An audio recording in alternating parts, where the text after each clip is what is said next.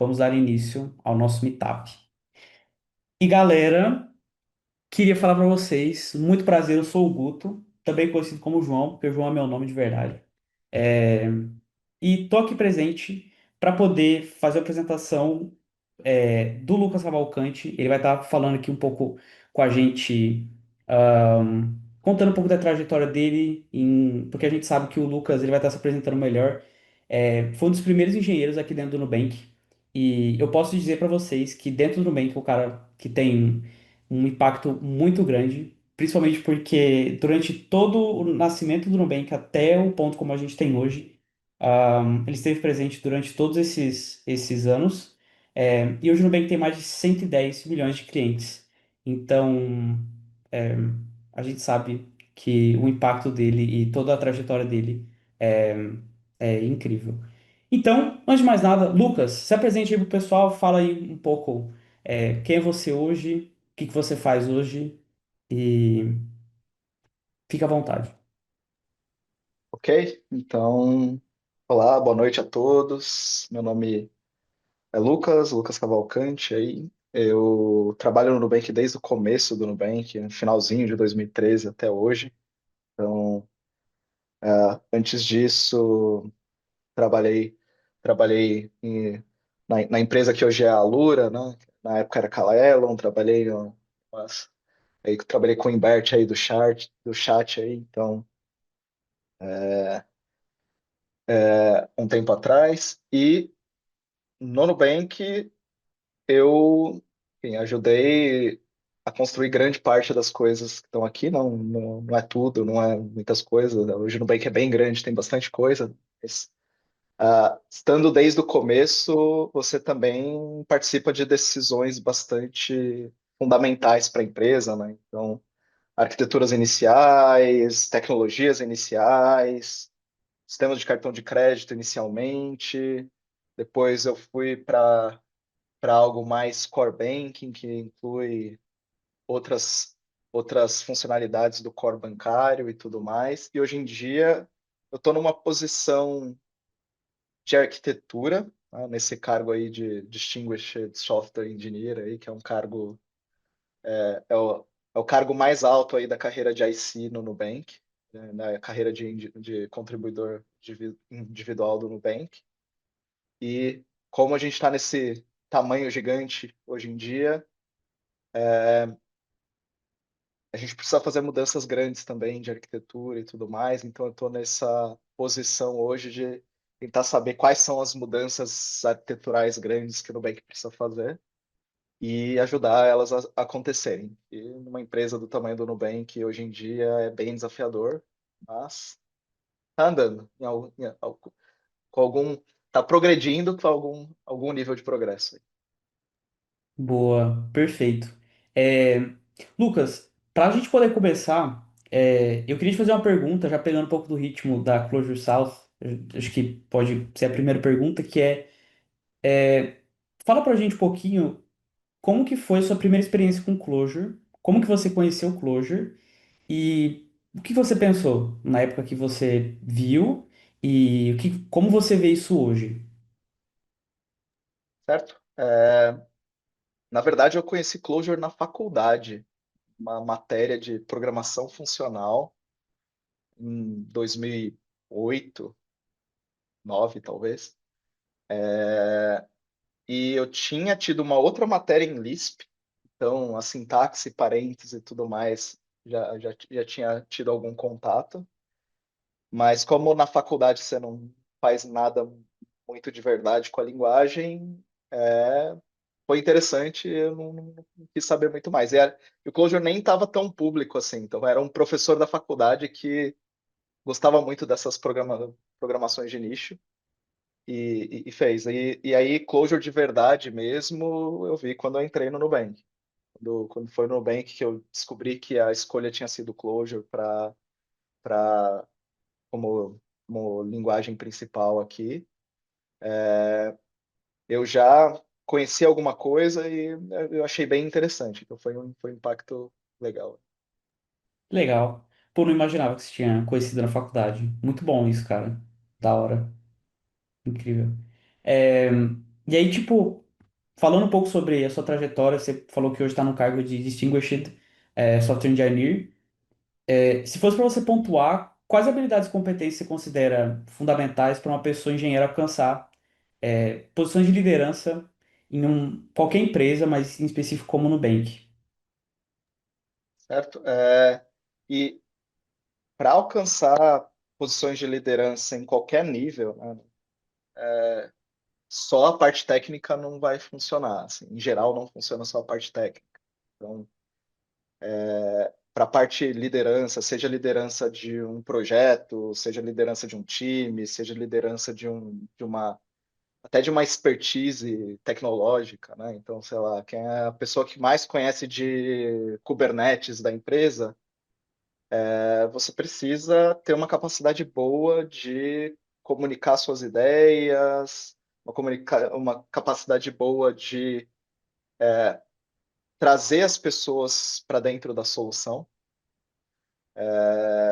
que é uma coisa que funciona muito pouco, é você chegar lá, tomar decisões e mandar as pessoas fazerem só. Principalmente uma liderança técnica em que você não é chefe das pessoas. Ou você raramente é o chefe das pessoas, você é a liderança técnica, então grande parte que você consegue influenciar vem da sua habilidade de conversar, colaborar com as pessoas, guiar as pessoas para uma solução e, e aí conseguir influenciar, conseguir fazer as mudanças que você quer fazer. E E como a grande parte da minha carreira foi na carreira técnica, né, de contribuidor individual aí, IC, é mais desafiador ainda crescer na carreira técnica, porque normalmente as empresas não ficam, não estão totalmente preparadas para lideranças técnicas mais sênior. No Nubank não é diferente, teve vários desafios aí para manter aí a carreira técnica, a liderança técnica com uma posição de destaque na processo estratégico da empresa, de tomada de decisão e tudo mais. Perfeito. E eu queria te perguntar também, tipo, quais foram os principais fatores que você considerou decidir seguir na carreira técnica até se tornar um Distinguished Software Engineer? E a partir disso, em algum momento da sua trajetória, você se viu diante do dilema se você realmente iria continuar nesse caminho ou se você iria seguir para uma trilha de gestão, por exemplo. E a gente sabe qual foi a sua decisão, no caso, se houve. O que que pesou nessa decisão? Certo. O Nubank, como desde que ele nasceu, né, a gente sofreu com sucesso. Então, foi uma empresa que desde o começo teve um crescimento exponencial e tudo mais. E é bem legal na perspectiva de empresa, negócio, tudo crescer. Na perspectiva de engenharia é algo bem ruim, né, do tipo, toda hora tem problema para resolver, toda hora os problemas aparecem para resolver e tudo mais. E como uma das minhas, por estar desde o começo aqui, ter bastante contexto desde sempre aí do sistema do Nubank, eu também era pessoa padrão para resolver um problema aleatório que ninguém conseguia resolver. Então, desde o começo aí, Nubank ele demorou alguns anos até ter carreira de gestão de fato na engenharia. Os primeiros 3 anos, pelo menos, era meio que toda a engenharia debaixo do CTO, que era o Ed na época. Então, nesses primeiros 3 anos era modo sobrevivência, então corrigindo o problema todo o tempo e tal. Quando começou a ter a carreira de gestão, e eu não vou lembrar qual foi o ano exato, mas estaria aqui lá para 2017. Então, começou 2013 para 14. Lá para 2017 começaram a ter a carreira de gestão. E eles foram no padrão do mercado quando iniciou a carreira de gestão. É simples. Como não contratou ninguém para ser gerente, pega as pessoas técnicas mais seniors, coloca elas para serem gerentes. Então era um papel de tech lead na época, que durou bem pouco, durou uns 6 meses só esse papel de tech lead, porque a maioria das pessoas que estavam no comecinho do Nubank, elas eram pessoas bastante técnicas, bastante seniors, e a maioria delas não estava muito afim, muito adaptada para carreira de gestão. Então, e aí eu fiz esse papel por um tempo, mas eu fiz ele muito mais na parte mentoria técnica, que eu faço até hoje, do que na parte gestão mesmo de pessoas e tudo mais. Eu fiquei muito pouco tempo, tipo, 6 meses, talvez até menos. E eu continuei na carreira técnica, também por ser um dos primeiros aí no Nubank, com o objetivo, inclusive, de definir essa carreira técnica de, de IC aqui, né? Então, eu fui o primeiro Principal Engineer lá para 2018 já. O Ed resolveu criar isso em algum momento e me colocou como Principal Engineer, mesmo sem estar definido o que era um Principal Engineer. Então, parte da carreira técnica foi eu ajudar a definir o que era a carreira técnica. E recentemente, foi no começo desse ano, e o Principal Engineer é o IC9, né? Que é o nível 9 da carreira. E hoje eu sou Distinguished Engineer, que é o nível 10. Então, eu continuei nessa carreira, nessa carreira, inclusive para tentar definir aí como que é esse caminho para o IC10. Mas o segredo que ninguém te conta quando você começa a ficar bem mais sênior na carreira técnica é que a partir de determinado ponto o seu trabalho é praticamente só gestão. Então, tem um componente de arquitetura, tem um componente de desenho e tudo mais, mas se você pegar o dia a dia de trabalho de diretor de engenharia e o dia a dia de trabalho de algumas pessoas que são principal engineers, assim, é uns 70, 80% parecido, assim. Então, basicamente, eu estou numa carreira de liderança, gestão, sem ter a parte de gerir as pessoas, de fato. Todo o resto acabo tendo que fazer. Entendi. Perfeito. Legal. É bom saber disso porque a gente sabe que tem esse dilema é bom, que geralmente quanto mais sênior a pessoa é, as decisões dela são diretamente ligadas com a arquitetura e necessariamente não necessário diretamente ligado ao código em si, né? E a gente sabe que isso é completamente normal. E muito bom essa comparação. Boa. E aí, falando um pouco sobre desenvolvimento de arquiteturas, a gente teve também algumas perguntas no chat que falavam sobre isso, e acho que vai ser interessante falar um pouco da arquitetura do Nubank. Como que a arquitetura evoluiu desde quando você entrou e quais foram as principais mudanças implementadas nesse tempo que você se lembra? Boa. Foram tantas mudanças que é difícil listar todas aqui. Eu acho que ia ser a, a reunião inteira aqui, o meetup inteiro, mas, de novo, né? Como o Nubank foi desde o começo uma empresa de crescimento exponencial, a gente começou lá em 2014 com nenhum cliente. Meados de 2015 para 16 a gente já estava perto de 1 milhão. Meados de, sei lá, 16 para 17 a gente estava com 10 milhões. 2022, 23 talvez, a gente estava com 100 milhões de clientes.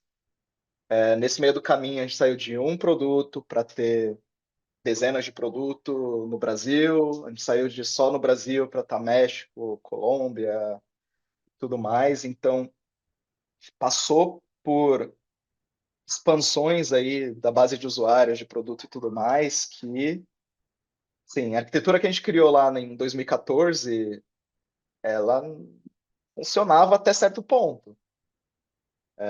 Ela funcionava, a gente começou com Clojure Datomic, que mantém até hoje, tal como tech stack, mas a gente saiu de, sei lá, CloudFormation da Amazon, um deploy sendo feito com imagem queimada da Amazon, né? De queimar uma imagem, fazer o deploy direto com isso, para ir para Docker, Kubernetes logo em seguida. A gente saiu de um sistema microserviços, mas tudo cartão de crédito, para ter que criar uma arquitetura que suporte múltiplos produtos, então criar uma infraestrutura de core banking, tudo mais, e ter os produtos ligados a ela, ao invés de cada produto tendo que fazer tudo.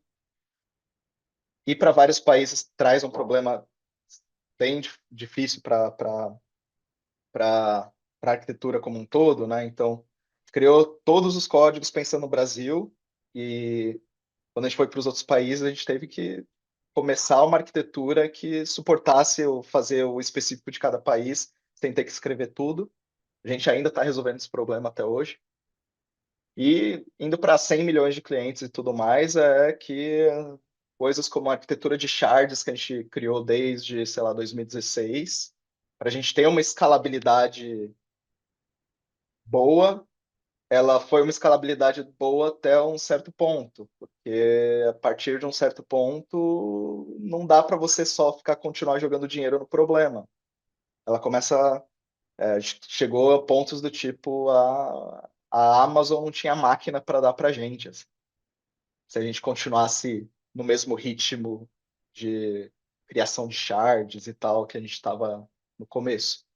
Então, por isso que até o meu papel agora é que, assim, a gente precisa fazer mudanças grandes de arquitetura se a gente quiser continuar crescendo nesse ritmo que a gente está crescendo desde sempre, né? Então é algo que nunca parou de crescer assim exponencialmente. Talvez alguma hora acaba as pessoas do Brasil aí, a gente não vai crescer no Brasil mais, ou coisas do tipo, né? Mas é algo que a gente está sempre tendo que mudar a arquitetura e várias dessas coisas.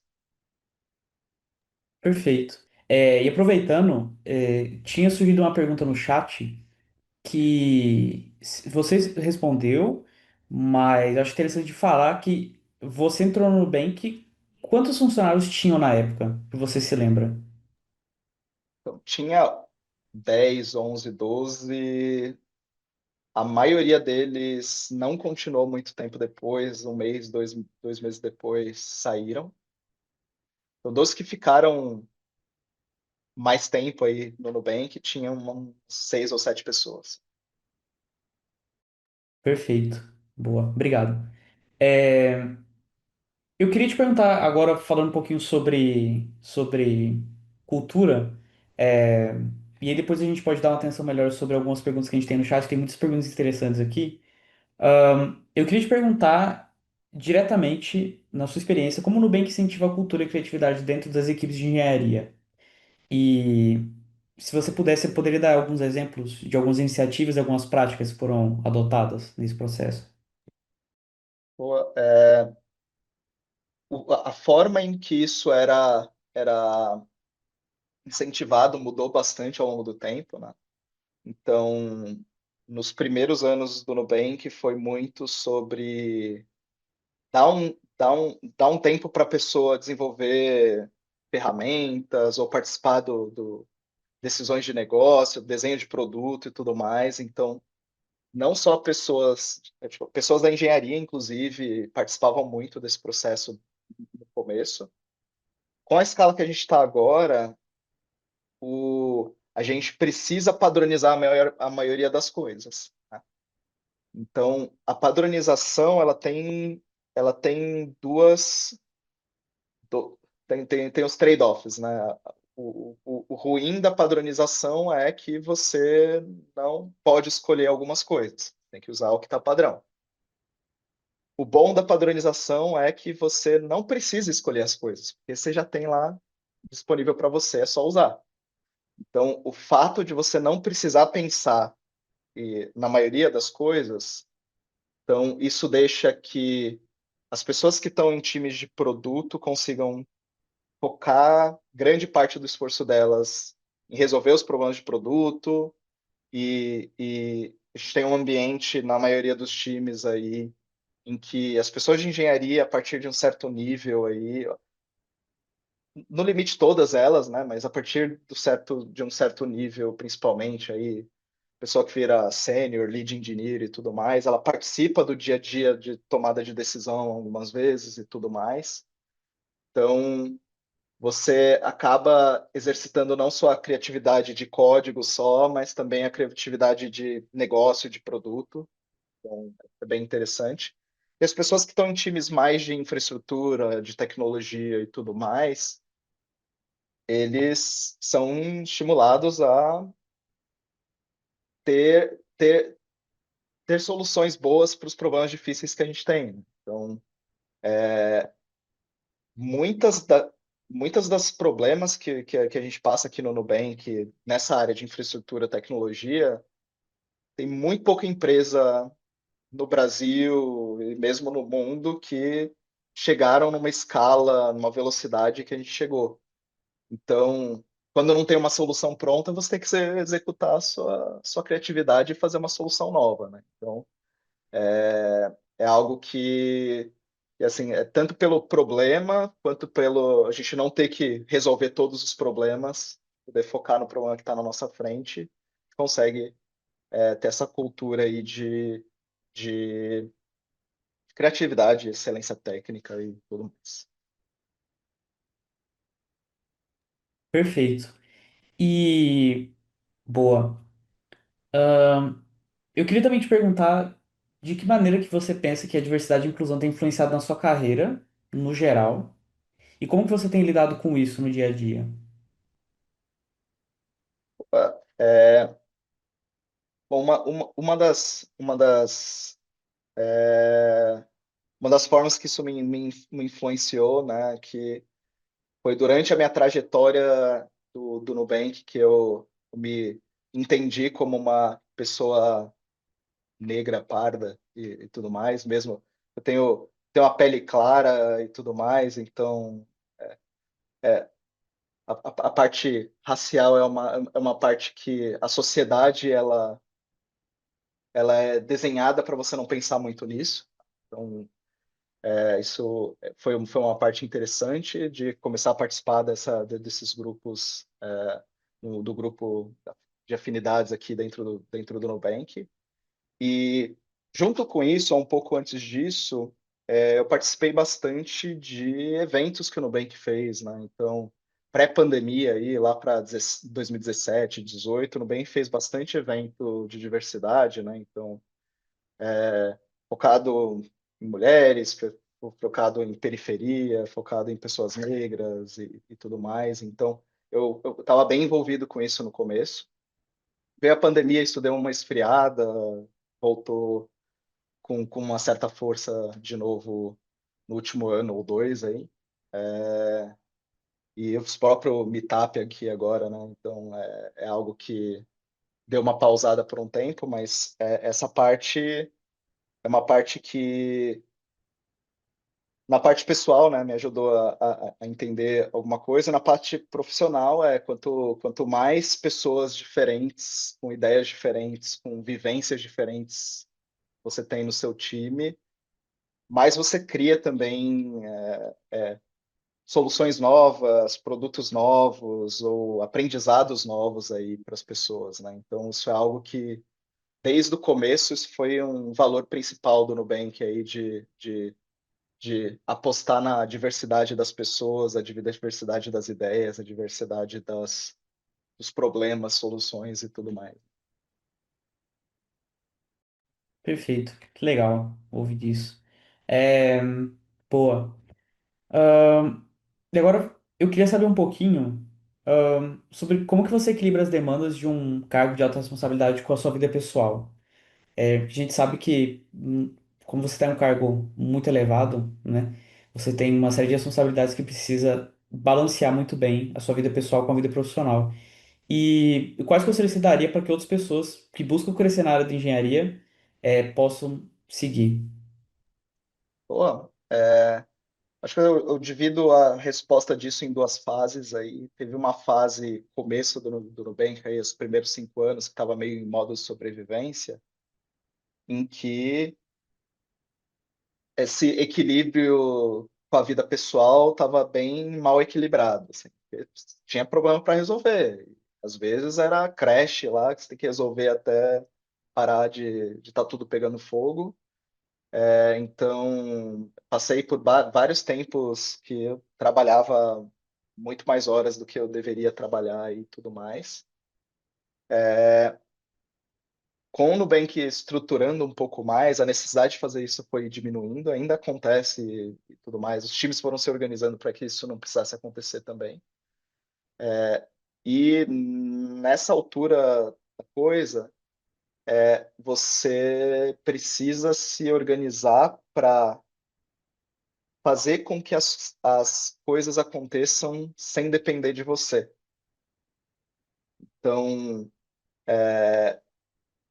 pelo menos o caminho que eu tomei aqui é conseguir estar envolvido em muitas mudanças, em muitas coisas ao mesmo tempo, sem nenhuma dessas coisas estarem totalmente dependendo de mim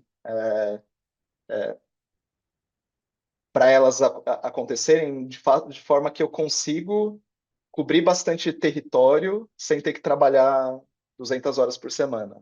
Então, e outra coisa, né, eu tive uma filha recentemente, né, então isso meio que te obriga a usar melhor seu tempo, né, então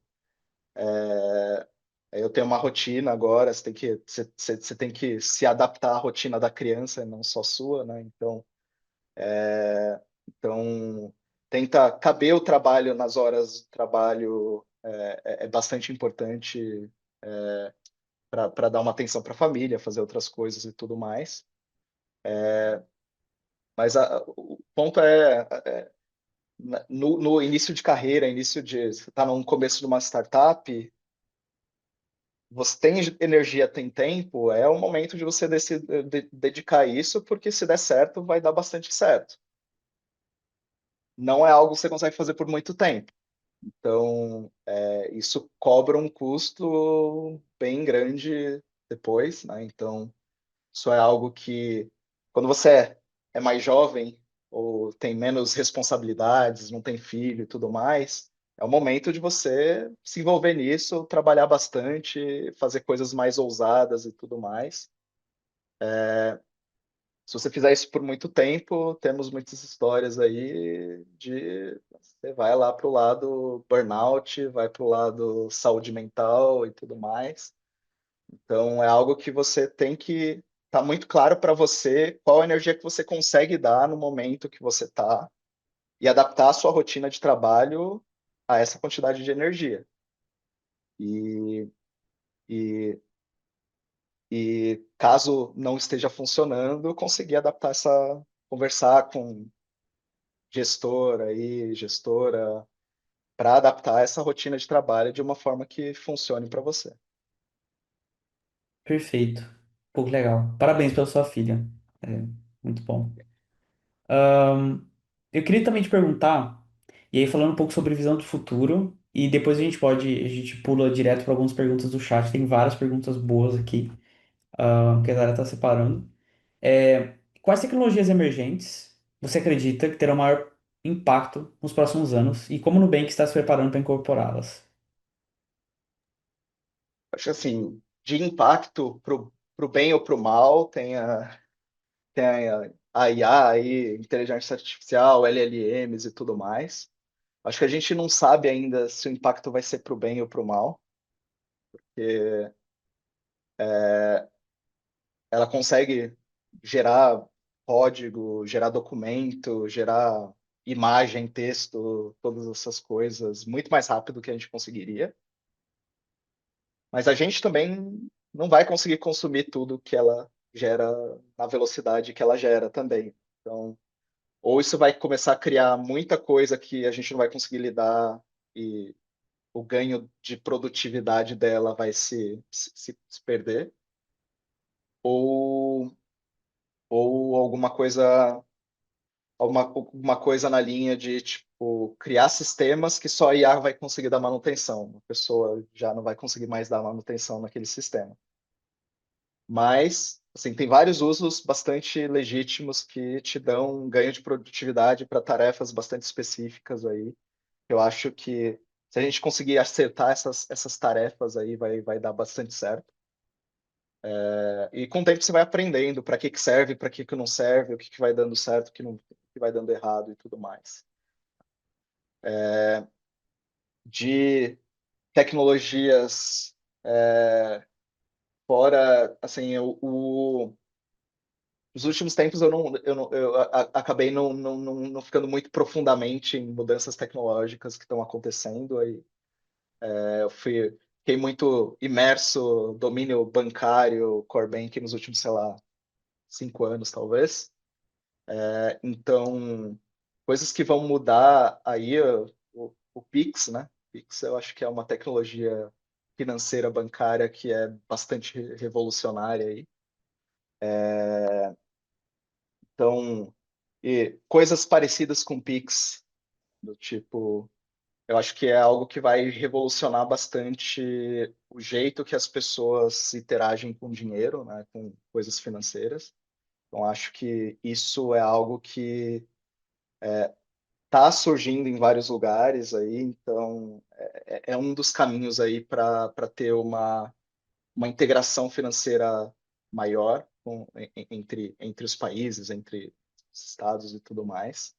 Então, eu acho como eu estou mais próxima dessa parte financeira, então trazendo uma tecnologia financeira aí, o Pix é algo que é de fato revolucionário, assim. A gente, como está dia a dia aí usando o Pix, talvez não percebeu, mas se você pensar na sua vida antes e depois do WhatsApp, você consegue ter essa diferença. Tem um antes e depois do Pix também. Assim, teve uma revolução financeira aí que a gente passou há 4, 5 anos atrás. Aí. Então, tem bastante mais coisa para acontecer sobre isso. Boa, maravilha. É legal pensar sobre o ponto do Pix, até porque na época que o Nubank surgiu mesmo não existia Pix, né?